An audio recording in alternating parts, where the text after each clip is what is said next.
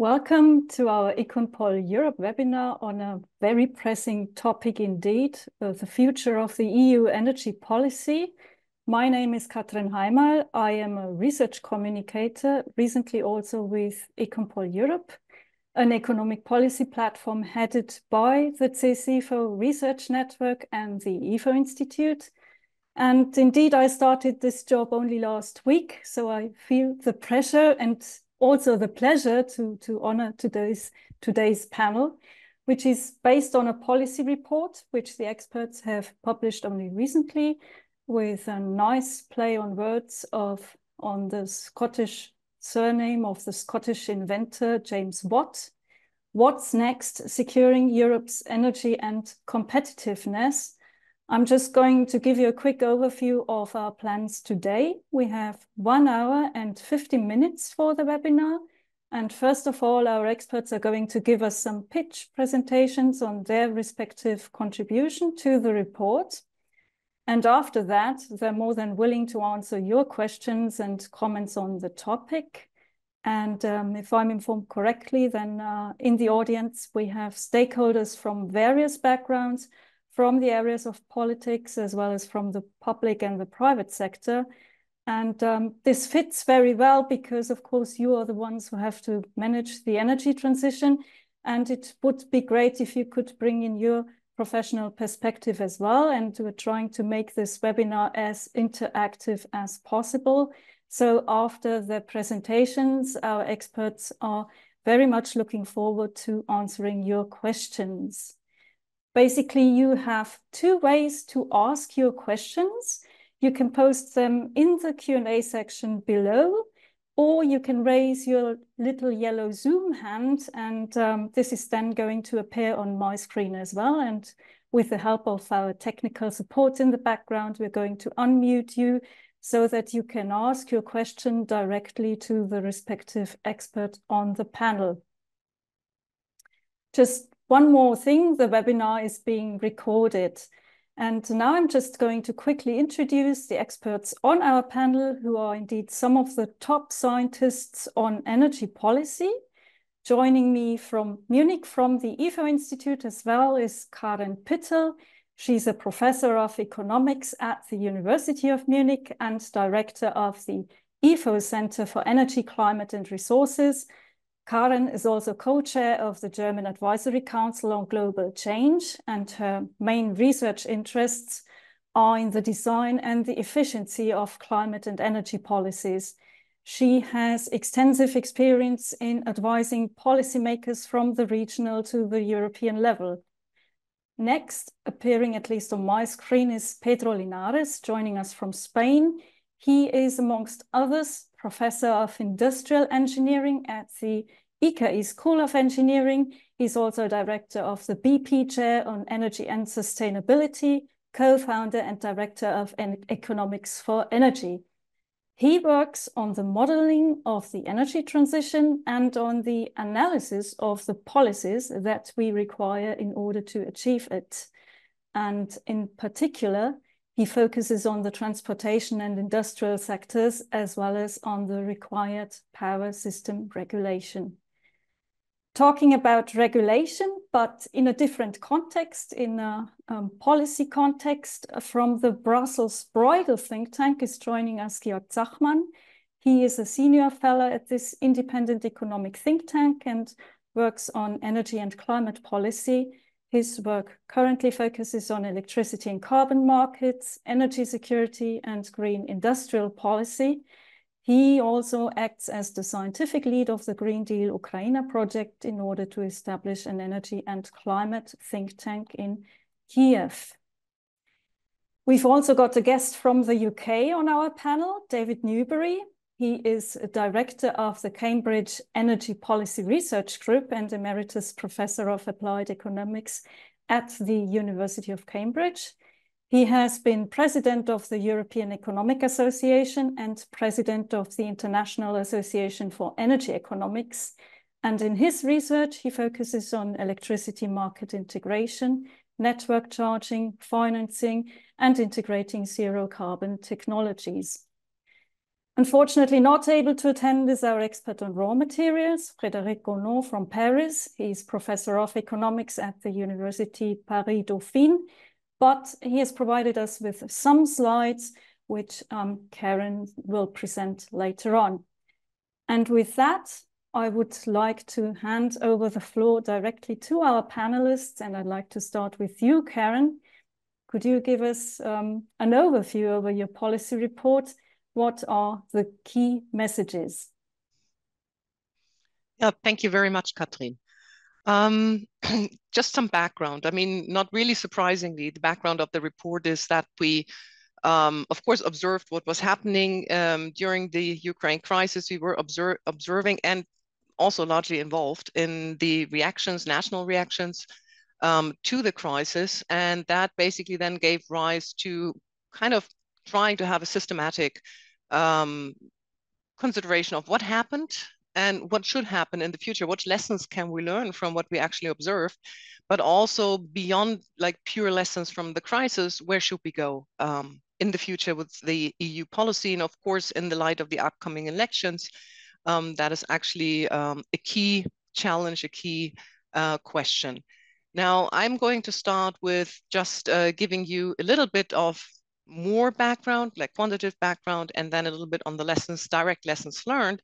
And then the colleagues are going to go more into details, into more strategic areas to the future. So what I think we can all agree on is that in the reaction of the crisis, a lot of things happened. Many good things, some not so good. But in the end, the EU and the national states, the member states actually succeeded in not letting the crisis getting out of hand. So there was no gas rationing as many feared. But of course, what we observed was that gas prices, power prices in many cases skyrocketed, of course, at the expense of consumer, might they be households, might they be industry. And as a reply or as an answer to that, we saw numerous measures. I mean, we see here just the focus on the national measures, more than 400, and many of them actually directly aimed at households, on average, less on firms. And of course, that then gives rise what is basically the good reply, on the one hand, on the national level, but also the question, should that have been done so extensively on the national or more on a European level? At the same time, of course, a lot of things happened with respect to the supply of gas, and we observed what we were aiming for. Actually, the share of Russian gas in the EU gas mix declined substantially, but of course, then also other problems might arise for the future. New dependencies might arise. For example, the role of the US in the gas mix has, of course, increased dramatically. And the question is, of course, then also when we potentially get a new government in Washington at the end of this year, what might these new dependencies actually have as a consequence? Now, at the same time, many of the measures were either leveraged or directed at the supply or on lessening the burden to households and to industry, and less so on average on reducing the overall gas use. Nevertheless, we saw quite substantial decline in gas use, driven, from my perspective, mostly by actually the still high prices and also the fear of gas rationing. But of course, the question is, how can we actually support this kind of development in the future even further? Now, with this background, of course, then the question is, what lessons should be learned from the energy crisis? And just pointed out 5 here. Of course, there's more. I mean, this is all just spotlights on lessons. It's spotlights on what we should do in the future that cannot be encompassing in one relatively short report. So first, of course, strengthening energy security, meaning on the one hand, diversifying supply, reducing dependencies, but also increasing very much the flexibility in Europe. So not just on a national scale, expanding, for example, renewables, which is, of course, the best way to actually reduce the dependencies, but on the other hand as well, increasing the capability to exchange this energy within Europe and thereby reducing the chances of future energy crisis and spiking prices. Now, increasing energy efficiency I've already mentioned, but what we have also seen in the EU during the crisis is that we saw a lot of distortionary policies in many EU countries, sometimes even to some extent offsetting each other. So in the future, what we should actually aim at is trying to be prepared for future crisis in a sense that there's a set of instruments available that interferes with markets the least possible, but at the same time, of course, targets potential burdens to consumer and to industry. Now, adjusting and building new infrastructure is, of course, something that goes beyond the pure gas crisis, but even with respect to gas, of course, the focus has been very much in the last years, and deservedly so, on basically rearranging gas flows across Europe to actually deal with the crisis. But in the future, we have to move forward, and that quite fast, to not only think about how can we distribute the gas, but also how can we get from the gas to the hydrogen. So repurposing gas lines, shutting down gas lines where they might not be needed anymore, also to save costs, but also to further the transition to alternative fuels, has to be one of the focal points. And then one thing that we also stress in the report is that what you actually need for the future is a strategic foresight office to deal with potential future crises. And the focus of that should be, of course, on future energy crisis, potentially on pandemics, but those crises we already lived through. So we have an idea of what actually to do. But for many other crises, like large-scale cyber attacks or massive interruptions of supply chains across the world, across the globe, we are not as much prepared, which on the one hand increases the risks of these crises happening. If you're not prepared, you're strategically vulnerable. But on the other hand, the danger is also that we might revert to measures which are less than or not as helpful and as efficient as they could be. And of course, the last point, I think that is clear to everybody, we have to communicate policies and their implications honestly. For a long time was basically the strategic way to go. It's not going to hurt very much, it's not going to cost very much. I think that that is not the case, is clear to everybody. So telling what the implications are and how to deal with the repercussions, I think that is very much is very important for the future Commission to also get the support that energy and climate policy need. Thank you. I'm giving over to Pedro. Okay, thank you, Karen. And my role is to start elaborating on some of these ideas. And I mean, one of the first things that come out of what Karen has told us is that first we need to strengthen our security, and second, we need to rely more on the single energy market that we already have in Europe. So we think it's very important as an outcome of these lessons learned to improve the policy coordination that takes place in the energy market in Europe. So the main thing we propose here is to advance towards this creation of a single European market for the long term. We already have a functioning market for the short term, but we need to have a long-term electricity market that helps us increase the security and protect us better against the crisis, future crisis that will be coming, and also to improve our flexibility and to lower the cost of doing that. So we have basically two sets of recommendations here. I would start by the last one, our recommendation for governments, which is to try to refrain from interfering in markets. Many of the issues we have been having in Europe have come from this willingness of national governments to create their own markets without acknowledging the interference and the distortion that this creates in other markets, right? Of course, emergencies may be different, and we certainly welcome the recommendation of the European change in that it is welcome the good definition of an emergency and a set of rules that could be used in that case. That is a very good set of guidelines. But then, again, we need governments to comply with that. The second set of recommendations has to do with regulators. We basically need to promote long-term contracting at the European level, not only at the national level, which is kind of one of the outcomes that could be interpreted for the recent European proposal for market reform. This market has to be created at the European level if we want to leverage all this flexibility, all this lower cost, all this increased security. And in order to do that, we need real tools, not just a general recommendation for promoting PPAs as we currently have.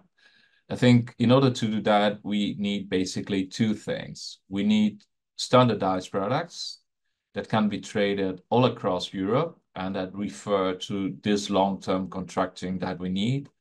And second, we need the trading platforms in which these products can be exchanged by producers and consumers.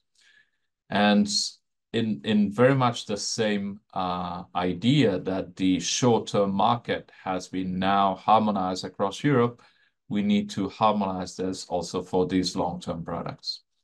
We, in the report, discussed two instruments that could be used as an example of these standardized products. One is the contract for differences, which has been proposed as the only instrument that can be used to support renewables. But we think that this instrument could be used for more things, and not only for supporting renewables at the government level. We actually think that this instrument is a very good contracting instrument for increasing the amount of renewables in Europe, but it shouldn't be mandatory to allow for a market to develop. It shouldn't be distortionary. Some designs currently actually distort the short-term market. It shouldn't be unfair in terms of the distribution of the costs and benefits among consumers and producers. And as we said, it shouldn't only be dealt with by the public. There should be a lively private market for contracts for differences. In that sense, we differentiate between the contract for differences and the current PPAs, in that current PPAs are typically much more complex than contracts for differences. The second instrument that we address in the report are carbon contracts for differences. The German government has just started with a new instrument. This is also an instrument that helps hedge risk. But again, if we don't want to distort the internal market, if we want to provide a fair playing field for all European industrial players, we need to have this addressed at the European level, again, as coordination of policies. Of course, we understand that this is going to be a lengthy process. It already took us like 10 years to get to the single short-term electricity market. So we understand that we will need also a certain amount of time to arrive at this long-term coordinated market, but we should start already. In the meantime, what can we do? What can we do? We can engage into temporary coordination arrangements. So, for example, all countries are already proposing to support some renewables from the public point of view through auctions. We propose these actions to be concerted at the European level so that countries exchange, member states exchange the amounts that they want to auction, and they publicize that at the European level. We can also agree on a concerted price for reliability options or whatever instruments we choose for promoting long-term security. We could also go for a common design for promoting storage. Currently, in the European proposal, this is left to member states. And again, it can create significant distortions. So I think we should agree on a common design. And this can be done as an intermediate step towards getting this long-term electricity market in Europe. And now I hand it over to Georg. Yes, thanks a lot, Pedro. I think I'll pick up exactly where you ended. So resilience is, of course, a topic that that has a lot of elements, and what Pedro just mentioned in terms of getting the investments right in a European framework is in the long term maybe the most important element for resilience. Of the European energy system, because I mean we largely believe that electricity is going to be the dominant fuel in the European energy mix in this century. Now, what I would like to focus on is one specific point that is a bit of a learning of the crisis, and I would hence highlight. In my view, some learnings from the crisis. I think, and Karen mentioned that what went well is we largely managed to keep the European markets open, and that was not to be taken for granted. We had some limited border closures or reductions in transfer capacity at individual borders, but this has not proliferated and has not really put a huge problem out. So most borders stayed largely open, allowing exchanges and countries helping each other out. We have had relatively little energy price subsidies that distorted consumption decisions. So giving money to consumers to buy more of the expensive electricity, while they should be incentivized to reduce their consumption. Maybe the exception here is Spain with the Iberian exemption that indeed consumed more energy and would have had created a big problem if it would have been rolled out on a European level. And we kept the emission trading system alive, again with small challenges that we now will see also with the lower prices because of the front loading. But broadly, the markets were kept open and working. What went okay, in my view, is that we managed to relatively quickly create new coordination and information fora. The ad hoc coordination of energy ministers that I think met every 2 weeks or so. So they had the highest frequency of meetings ever, of course, during the crisis. The IEA started to play a disproportionate role in dealing with the crisis, in providing analysis on European level data and information. So the Commission and also the ministers relied a lot on the IEA, and even so that kind of this European focus was not necessarily in their mandate. What went wrong? In my view, was we had a substantial lack of preparedness. We did not before model any of the major disruptions. So if you look back into our the reports that have to look into resilience, they did not look into a full closure of Russian gas or losing half of the French nuclear power plants, let alone those two events together. So seemingly we didn't anticipate these tail risks and what we can do there. And yeah, we have no so-called N-1 criteria for countries. So if one supplier falls off our system, what happens to the European import supplies?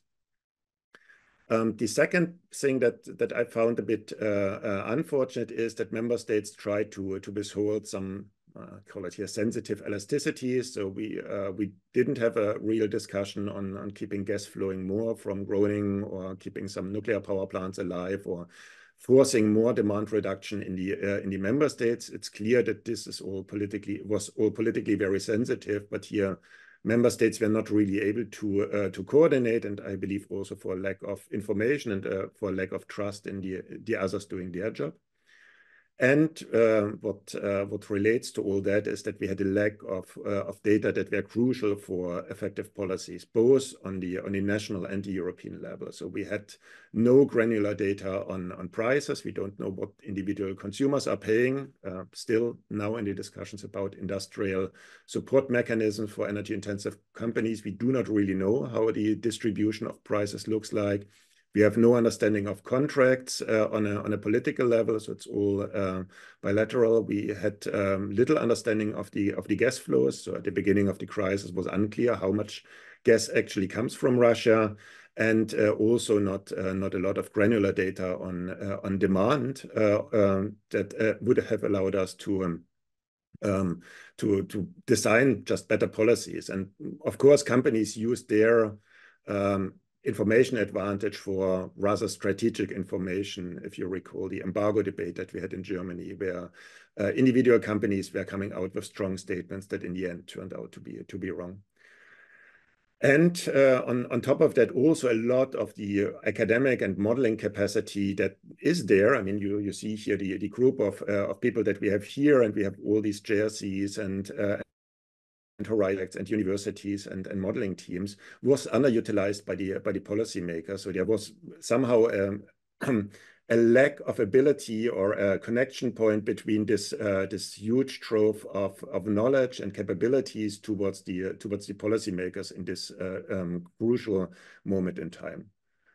So what can we learn from that? Well, energy policy needs to prepare for disruptions, things that are outside of the business as usual.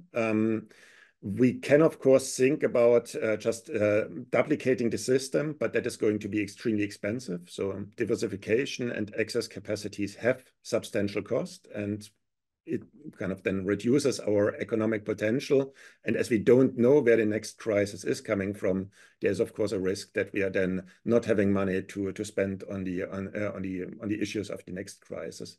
So we need foresight to allow us to balance the cost of preparation and disruption. And we need to understand the systemic risks, identify low-cost options, and that requires sufficient foresight. So what we call for also in the report is we need more transparent, reliable, relevant data and modeling to coordinate efficient policies in time for the next crisis that might look completely different from the past crisis that we experienced. So now with that, I hand over to David. Thank you. Now, I think the UK has useful lessons because we have mandatory legally binding carbon targets, and these have been specified for sectors such as electricity, and before the crisis we were already making reforms. Now, the ones that I want to concentrate on are that we will anticipate and have already started on a massive shift away from fossil fuel to renewable energy.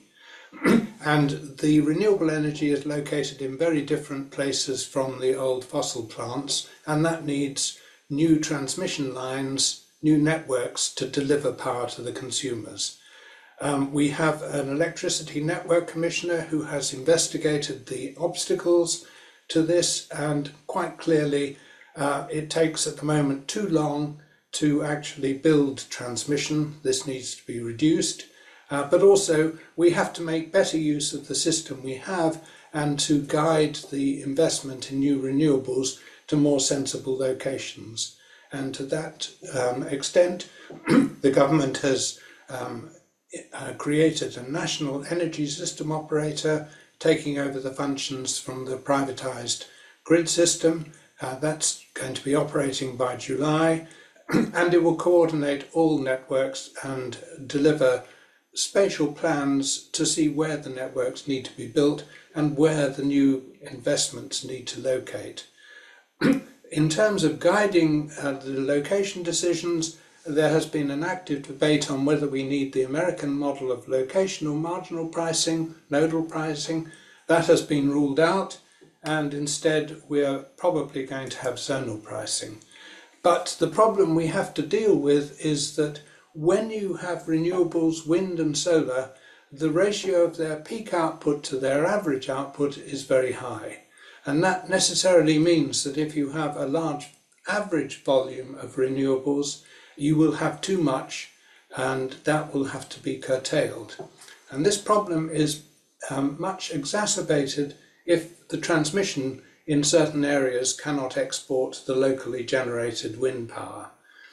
The insight that I think is underappreciated is that the curtailment of the last megawatt you install, either behind a transmission constraint or in the country as a whole, is about 3 times as high as the average. So if the average rises to 15%, roughly speaking, the last megawatt is going to be curtailed nearly half the time. And that means it's very important to guide the location so that it isn't behind the transmission bottlenecks, and that means strong locational signals. Now, in Britain, the evolution of wind has very much been in the north, in Scotland, and you can see that the curtailment, the fraction curtailed has been rising quite rapidly. It reached 18%, or just over 18% in 2020, and it's going to get worse unless we relocate or better locate the new investment.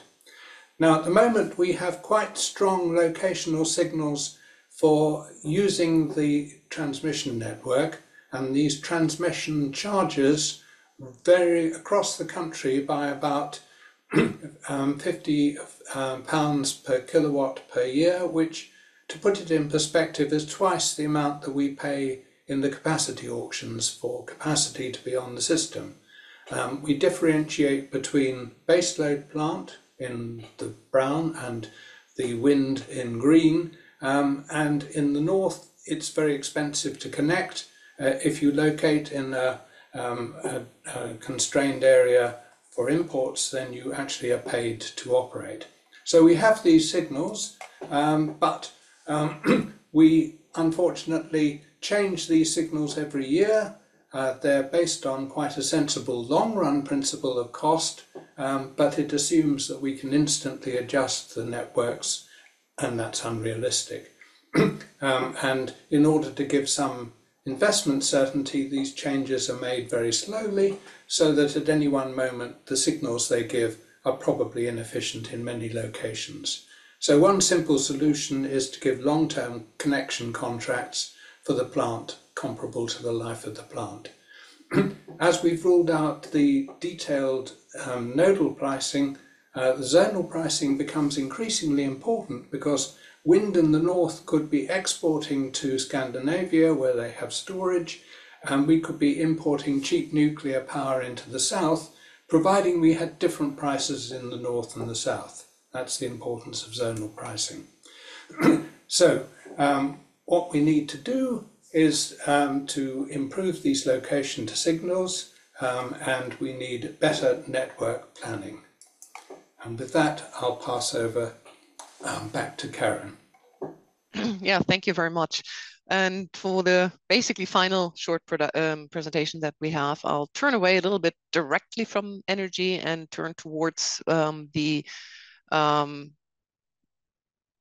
metals and the raw materials that we actually are going to need in order to transform our economies. And when I'm saying that, of course, I do mean with respect to clean technologies, green technologies, but also it is going beyond that. So the metals and the raw materials discussion popped up quite strongly during the energy crisis, seeing that supply chains can be disrupted quite suddenly, and also seeing that you have to be prepared, especially in the case that you are highly dependent on a few number or a small number of suppliers. Now, when I say that goes beyond the clean energy discussion, what I mean is it's of course not only wind and solar batteries, but also the entire, for example, digital economy that hinges on that. And that is, of course, going to be more and more important in the future. So estimates on average show that we are probably going to need 6 or 7 times as much with respect to these metals, these raw materials in the future.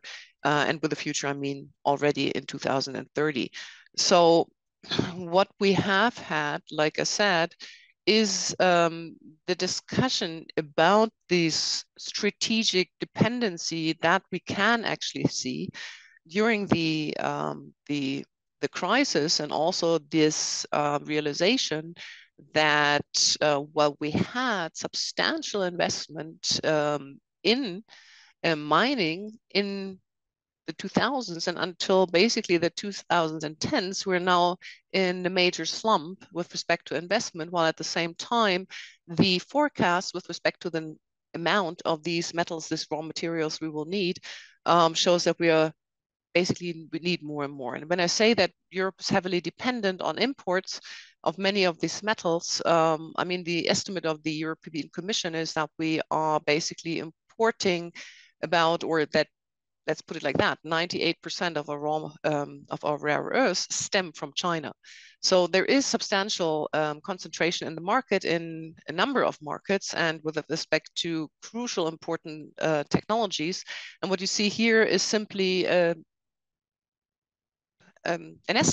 try to get a feeling for how big is really the problem. On the one hand, you have market concentration, where one is, of course, the highest concentration possible, and you have a number of key technologies for which these raw materials are actually used. I mean, this is a picture on Germany, so it's not on Europe, but we can take Germany probably as an example here for the challenges many European countries face. And you see that there's a number of elements, of materials that are actually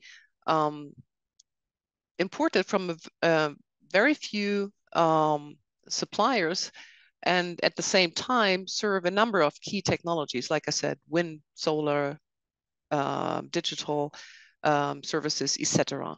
So the problem is quite clear, and also the European Commission has, of course, realized that.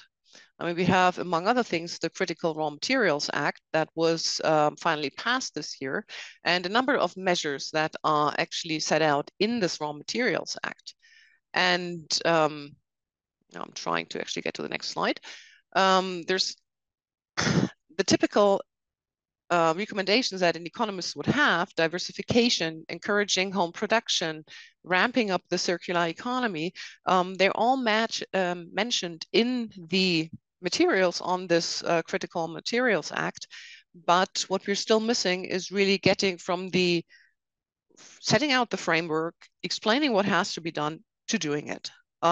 There is timelines in the proposals also for the strategic projects that are going to be implemented. But this, the next commission really has to put some power behind that. Because my feeling, and I think the feeling of many economists, is that while this topic was very important during the crisis, the feeling of urgency is kind of not evaporating, but going down. If you're outside of a crisis doesn't seem to be that important anymore. And also during the crisis, many of the companies that we talked to actually told us they have no strategic reserves. Of course, the question is that in all countries? And how long is that practice of having strategic reserves actually going to take? And at the same time, if you look on the geopolitical arena, you see more and more that many countries of the world are orienting themselves not towards the US or Europe anymore, but more towards China and India. So this kind of polarization that we observe on the geopolitical stage can, of course, also have an effect on these raw materials markets. So the urgency is there, and the question of how to actually get the strategic projects implemented, how to go beyond these strategic projects and really create also basically a market within Europe, but also get the strategic agreements with specific countries towards investment. This problem becomes more urgent. And also the question, how do we actually get when we have the supply on that market, also get the demand for that materials, if they might be more expensive than what we have seen on the market so far. So that is basically the challenge we face on the raw materials market. But then also, of course, going beyond that, the question is, what do we do with immediate products, intermediate products?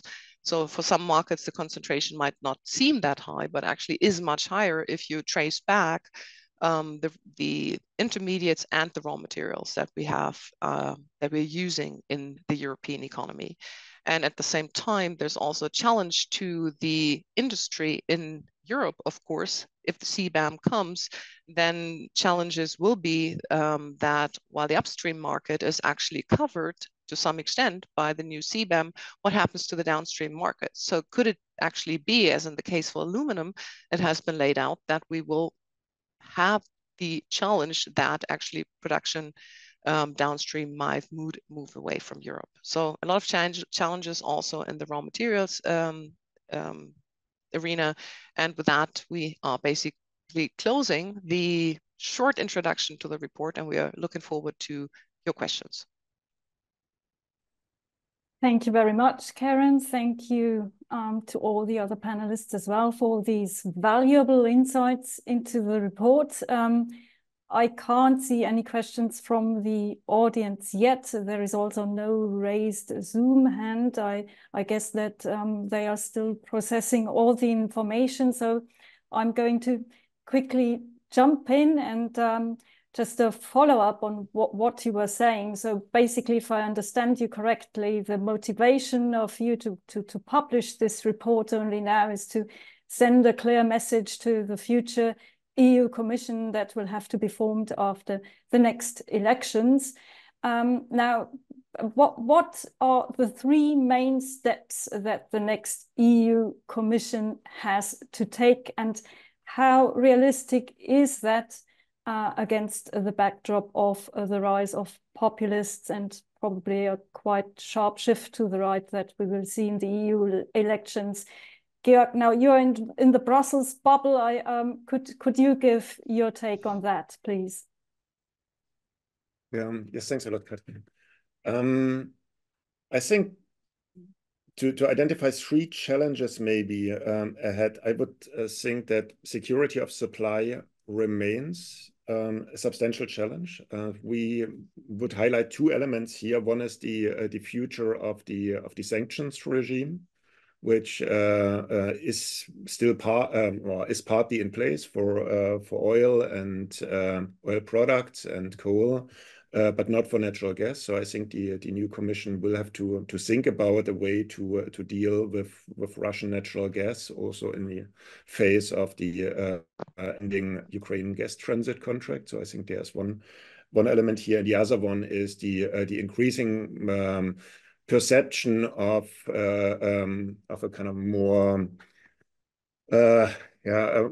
more forceful energy policy being used as a weapon question in terms of cybersecurity and infrastructure security. I think it's something that we energy economists have not necessarily worked on a lot, but I think it's one of the topics that in the new geopolitical realities, unfortunately, needs to be dealt with urgently.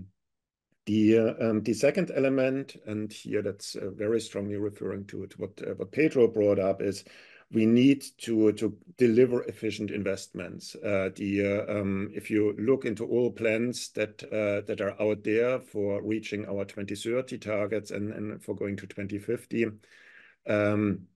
of a fully decarbonized system, we essentially need to double the investments into the electricity sector compared to what we currently have, and that is huge sums of money. And if we get it wrong, we will be hugely wasted sums of money. And the one element that I am very concerned with is the question of synchronization of those investments. So you have to invest in the demand side, you have to invest in the networks, and you have to invest in the supply side at the same time. And as long as one element is missing, the other two elements are, in a sense, sunk capital for the time being until the other elements are put in place. And that is going to, if we only get a 10% wrong, we are wasting 10% of the capital investment. So getting this synchronization right is going to be a big challenge, and therefore I think it's worthwhile to also think about better coordination on the European level of those investment instruments, and also think better about market instruments to make sure that the synchronization happens in an as efficient as possible way that processes as much information as the market can get on future demand and supply potentials. And the Last challenge that I would highlight is call it here Fit for 90. So the preparation for the new 2040 targets, we are now in the framework for that. So the European Commission will come up with a formal proposal after already having now this communication that says 90% decarbonization by 2040 is a sensible approach. But if we want to get there, we need new renewables targets, or maybe we don't need renewables targets anymore. We need new energy efficiency targets, or maybe we don't need energy efficiency targets anymore. And we might need an electrification target, or we don't have one. So there is a new architecture that needs to be developed by the next Commission that is in line with the two previous challenges, so security and efficient investment, in order to get to a politically and economically and socially sustainable transition. But I'm sure the colleagues would have stuff to add here. Thank you very much for that. I can see there's a question coming up in the Q&A section. Oh, Karen, you wanted to add something immediately to... Yeah, I mean, now that that somebody actually has a question, but just adding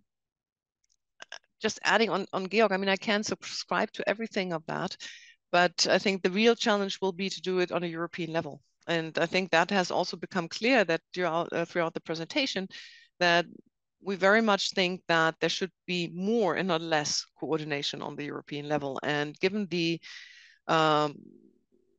direction in which many countries seem to go at the moment, I think I would be afraid that we will get less coordination, less working together on the European level, less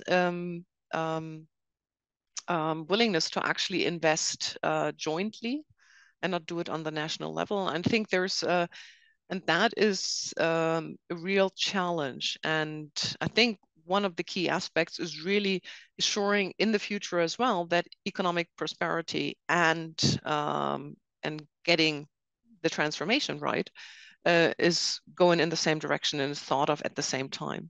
So far, I mean, we need both, and we're either focusing on we have to be basically decarbonized at a certain point, what the hell with the economy, or we want to get the economy right and at the sacrifice of the climate goals. And thinking that together will be very, very important for the future. And that also needs to facilitate many things, like we have, for example, in the area of investment, we have, I don't know how many funds on the European level, which makes the entire endeavor much more complicated, much more expensive. So streamlining, I think, would be something that the new Commission should also do, although we haven't really mentioned that yet. Hey, thank you, Karen, for that. We've got a question from Riccardo Rovelli regarding the storage aspect. He says that this aspect has been touched only marginally, and he wants to discuss this issue into distinct dimensions. In the short run, a large, perhaps relatively unsophisticated storage of electricity. Where do we stand on that now? And in the medium run, is only gas storage currently feasible? And what is your advice in both dimensions? And I'm not sure whom of you wants to answer to that question, Pedro or David. David, yes, please. Yes, well, short term, I think the dramatic fall in the cost of lithium-ion batteries is very encouraging. And where there are capacity auctions in the UK and Ireland, they've been very successful in bidding and securing contracts. I think the big issue now is to make sure the batteries are located in the best places, because they have many functions. They can reduce the transmission constraints by supplying demand behind an import constrained zone, and they can manage surplus renewable power. So again, it's location pricing which is important.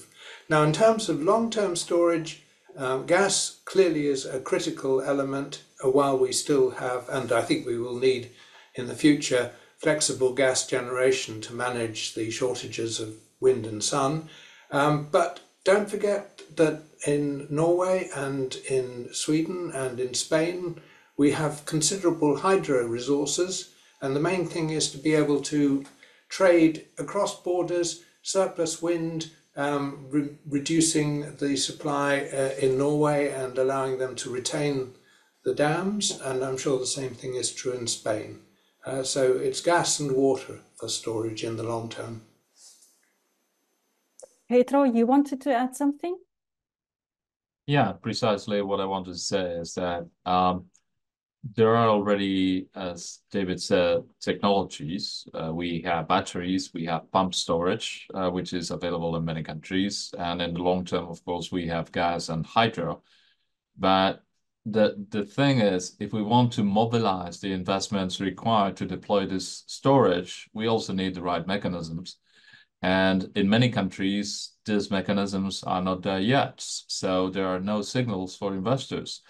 And the thing is, we cannot just rely on the short-term markets to provide the right revenue for those investments, because basically those investments are, some of them are going to be there on a daily basis, but some of them are going to be for a reliability purpose. So again, coming back to the idea of policy coordination and the need to have harmonized markets, we need harmonized markets for storage, or harmonized markets that give the right signals for those who want to invest in storage. Thank you very much, Pedro. Ricardo, if has this question been answered sufficiently? If no, please post a follow-up question on that. We have just add one thing. I think everything true. I mean, the one thing that we should probably have to consider more in the future is also CCS. I mean, the Commission has just published their industrial carbon management strategy. Germany, for example, has also has some cornerstones. And so far, it's not really clear in which technologies, coal, gas, this will be allowed in the long run and what it will cost. So there will be an interaction between the storage and the CCS market. The less we can emit, I mean, those are basically carbon-free or low-carbon technologies. And on the carbon management side, I think it's really important that the Commission then takes a decision about what to do in the future, and that there is some European coordination on that as well. Thank you, Karen. We have another question from Scott, hinting at the consumer-prosumer aspect, if I understand it correctly. He's asking, how are you looking at the potential bottlenecks of grid congestions and the challenges of balancing the energy system? For example, he says in the Netherlands, enterprises and housing are having difficulties in connecting to the net due to congestion. I believe that's again a question for either David or Pedro. Yes, David. Well, let me start. Where there are footloose industries like server farms, clearly you want to locate where there aren't problems of supplying them with power. And that's where location signals for not just the generation side, but also the demand side become very important. This is a big problem in Dublin, for instance. Everybody wants to locate in the capital city, but it's very difficult to build transmission lines into the city. It comes back to the identifying the bottlenecks on building networks. In many cases, in Britain certainly, these are primarily planning laws which allow anybody to protest and delay almost indefinitely, and creating a strategic override is becoming evidently important. But balancing the markets, again, the balancing markets are necessarily locational because they have to relieve local congestion constraints, and there's a huge amount of development in the kind of ancillary services that are needed to achieve this. And I just suggest looking at the evidence and experience of different system operators and how they're managing that. But I'm sure Pedro has useful things to add. Not much. I agree that again, in the line that I mentioned before, we need to have these mechanisms, including the location of pricing, which is critical for setting the storage to prevent congestion. I would say the only thing that I could add here, which we didn't cover much in the report, but has been covered elsewhere, is that one of the problems that we're having with congestion, and particularly with the access to the grid to connecting to the network, is the way in which we award this connection. And the Commission has already been advancing correctly in my way towards flexible connection, which is something that will require if we want to incorporate a lot of variable production and variable demand into the grid. Thank you very much, Pedro and David. There is another question by an anonymous attendee, hinting his or her question at the Foresight office. I guess he or she is saying that today an informal meeting is being held in Brussels, and including the participation of NATO. And he or she wants to know if we are a bit too late to put in place such an emergency response plans at this stage at an EU level, and to what extent do you think that the next EU Commission should prioritize this issue? He or she addresses this question to Georg. What is your assessment on that? So, I mean, indeed, the geopolitical risk environment has drastically changed on the 24th of February 2022, and that I think we have been a bit slow in adjusting to that on the network protection side. Of course, a lot is being done. At least that's what one hears.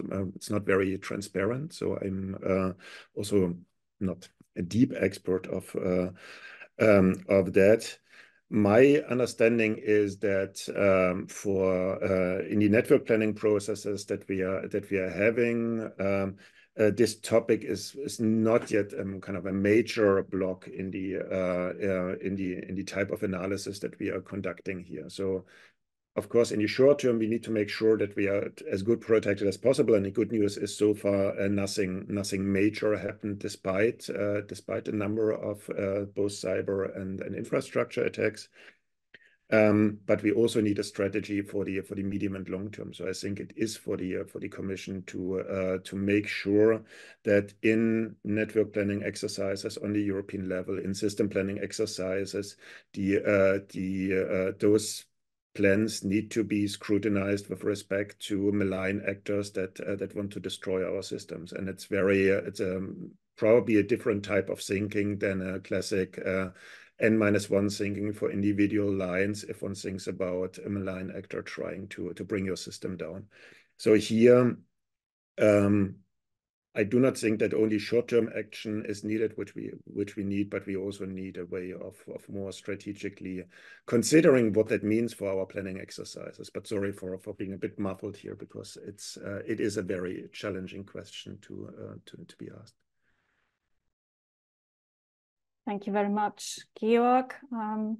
Does anybody from the other panelists want to add something? Right. I don't see any more questions, nor do I see raised Zoom hands. So I'd like to take up, well, just some follow-up question on the so-called Foresight Office, Georg, because I was wondering, I think you were among some of the scientists who were suggesting the implementation also for European Energy Agency within the Green New Deal. I was wondering, what's the difference between the Foresight Office and this European Energy Agency? And also at the same time, while you call for a reduction in red tape in your report, and isn't that a contradiction? Yes, no, it's two very good questions, slightly challenging ones.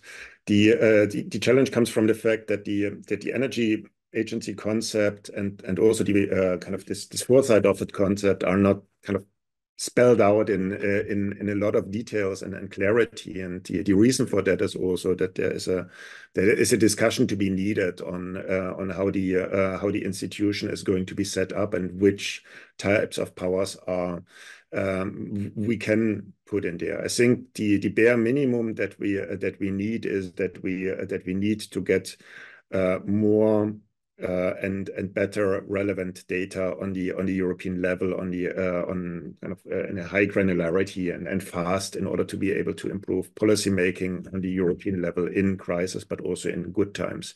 So the energy transition is going to be very bumpy. It's always new information coming up, and we need to be aware of that early on in order to be able to react. The second layer would be that is a bit more than just data, is then doing joint modeling, doing some reference modeling together that serves as a sort of convergence points for our discussions on what we do in terms of market design, what we do in terms of investments, how we put together national energy and climate plans, how we ensure the consistency of national planning, and potentially even helping ACER to check then 10-year network development plans or resource adequacy assessments by ACER. So to provide a bit the public side in this information battle or exchange with enough firepower to be able to challenge what the companies are saying and also what the member states are saying. And then the last stage of that would be to really give this sort of agency then enough or a number of powers, like the US Energy Information Administration has, to really act on its own on a couple of elements through legislation where it is put in place to make certain decisions about top up of payments for renewables in some regions, or I mean, you can think about a lot of things that you can essentially put into European legislation where you would want to have some information that is reliable, that you can build it on. And so that would be the energy agency. Now the foresight office is to some degree broader, because it is looking into future risks, not only in the energy, but also in other areas. At the I think Secretary General of the European Commission, there is something like a small team looking into that. But I think those things need to be transparent and open debates as well, because in the end, if you manage to highlight one element as being the super critical one, you can get a lot of money from public pockets, and it is important to have very, very open and transparent debates on which of those elements are really relevant, which of those elements can be solved with cheap solutions, and which really require corresponding deep action. And therefore, those two things could work in parallel. But I mean, for me, from my perspective, the energy agency is for the energy sector the crucial element to ensure that we also protect our security of supply in a sensible way. And then in terms of red tape, sorry for being a bit long.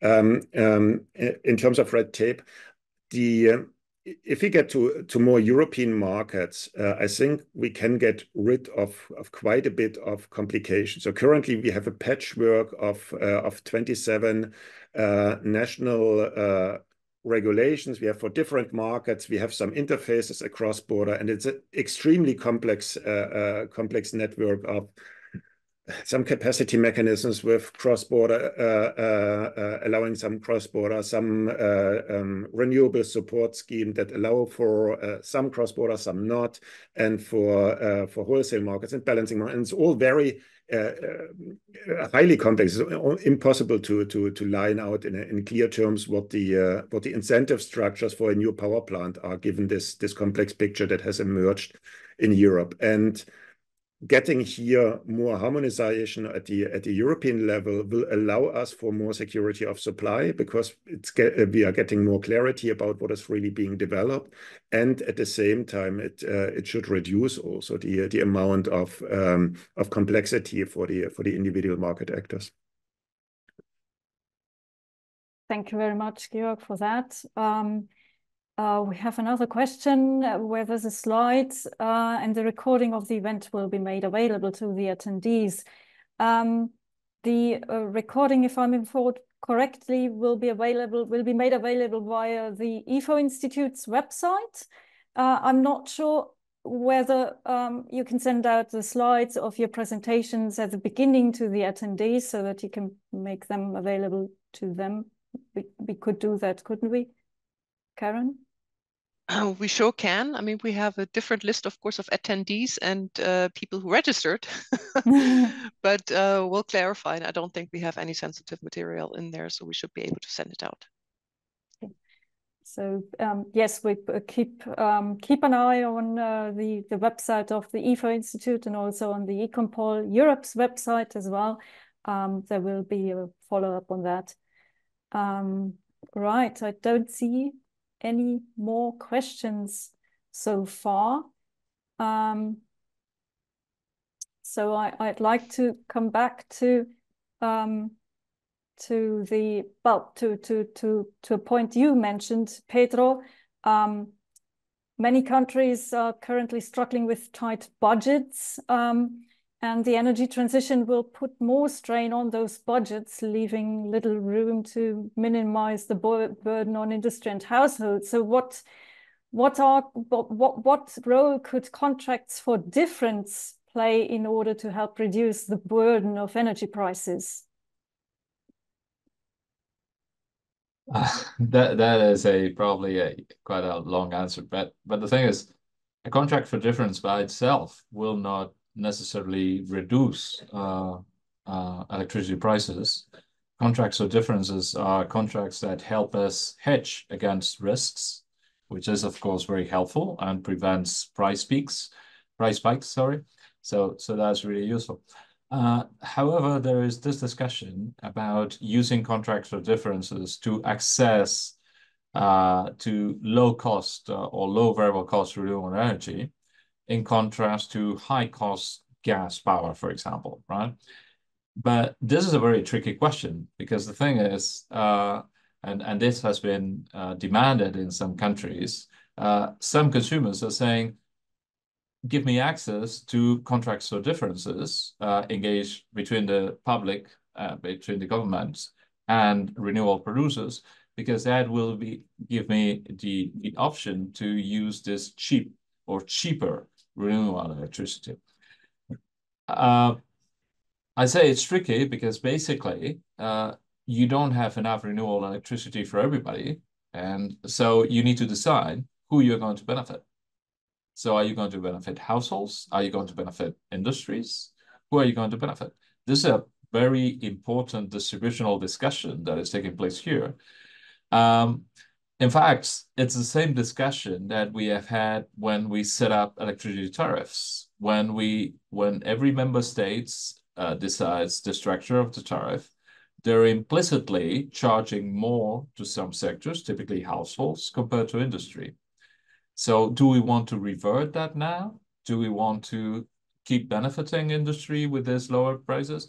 So one option here that we have argued for is the potential advantages, the potentially lower cost of contract for differences should go into the same buckets as the rest of common electricity costs. And then it should be distributed on a transparent basis according to the same rules that we distribute the charges and the fees that every electricity system has. Right? Not sure if I answered your question, but this is a very political question for which every operator or every regulator has to decide. What we say is that this should be consistent with every other thing.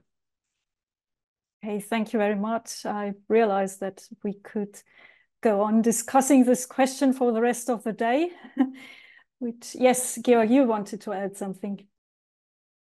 Yeah, only to highlight that this is what Pedro just mentioned is one of the crucial debates that we are going to enter on the CFDs, and on two elements. I mean, when the new market design was being decided, which now passed the parliament, I think it's the final sign off from the council is still awaiting. Much of the discussion was how to distribute the benefits from those CFDs. But a little discussion was about who is going to pay for those CFDs, and this is not strictly fixed in the market design directive. So, which means that we still have to see whether member states might be able to push it to taxpayers that they pay if the electricity wholesale if the renewables plants need to be compensated for too low prices. Whether it's being pushed to household consumers disproportionately, that then would have a little or less incentive to invest in heat pumps and else.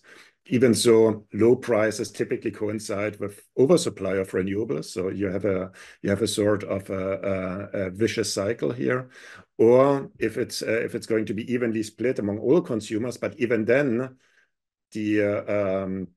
the situation of low prices that would cause you to pay significant compensation for renewables is the situation where you essentially have an oversupply of renewables, so where you would want to have more consumption. So there is a bit of a challenge now to decide on who is going to pay for the CFDs, which is probably to be settled in the next years.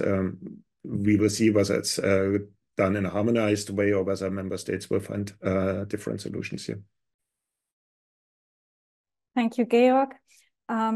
There is another question from Riccardo Rovelli to Pedro concerning the uncoordinated government actions to the functioning of the EU's electricity market. He wants to know whether this is mainly coming from different local prices or from some other kinds of actions. Could you give some examples, please? Yeah, so you may have many different outcomes from this uncoordinated action. I would say that the first one, for example, might be just overinvestments. I mean, when different member states set up different mechanisms for promoting investments without any coordination, what you might end up with is with too much investments, therefore too much cost, and that could also result in very low prices in the market. For example, if we're talking about renewables, so that it will be difficult to get the revenue out of that market. I mean, remember that we are in a single short-term market. Every time we make uncoordinated investment decisions, we are also affecting those prices. So I have no problem with different local prices as long as those respond to, for example, congestion in the grid. But it doesn't make any sense to have different prices in a very well-connected system. That would only mean that we are distorting somehow the prices in the different regions. So yeah, every time we have member states interfering in the markets at the local level, that will result basically in an increase of the cost for consumers in both places. So basically, at the end, consumers will be paying for this uncoordinated decisions. Yes. Thank you very much, Pedro. We're unfortunately running out of time. And to have some bit of a wrap-up, I'd ask you just a quick wrap-up round and just a quick look into the crystal ball. We're now in the year 2030. Looking back, what was the most effective measure taken to speed up the energy transition? Karen, would you want to start? Yeah, I mean, I'm an economist and in a classical one in that sense. I think still that the single most effective overarching measure was the introduction, and then will be the extension, or from 2030 was the extension of the European emission trading system. I think as a background signal, that actually a strong background signal that is immensely important, although that should not of course hide the fact that we need additional instruments. But to me, that will be and always be the most effective. Georg. Challenging question. I mean, as Karen pointed out, yeah, we need a mix of instruments, but for the sake of argument, and even so, it is not easy to argue.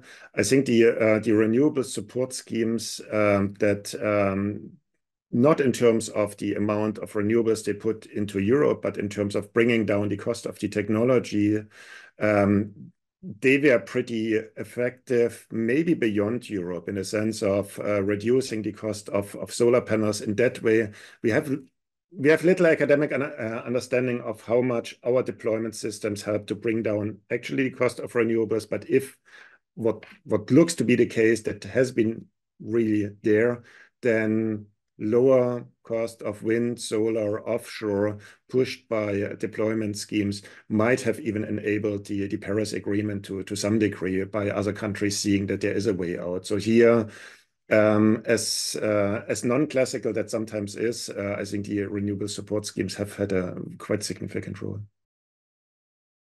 Pedro, what is your opinion? I mean, I agree mostly with what Georg and Karen have said. I would like to highlight against the importance of policymakers communicating correctly the pros and cons of the transition, and not trying to only tell the rosy part, but also the other one, so that consumers and taxpayers will understand what we need to go through. Thank you. David, what is your take from the UK?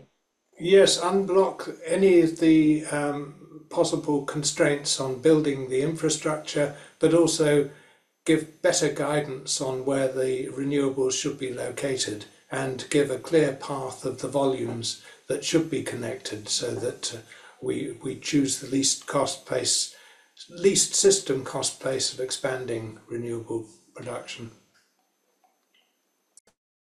Thank you very much to all of you for this insightful and fruitful discussion.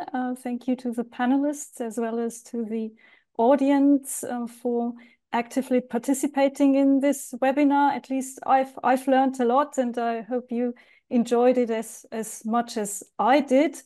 Well, there was a lot of food for thought in it, and with that said, I'm going to release you into the lunch break. Please make sure to check the EconPol Europe's website. You'll find the full report in the publications section. And if you want to keep informed on EconPol Europe's events, sign up for our newsletter.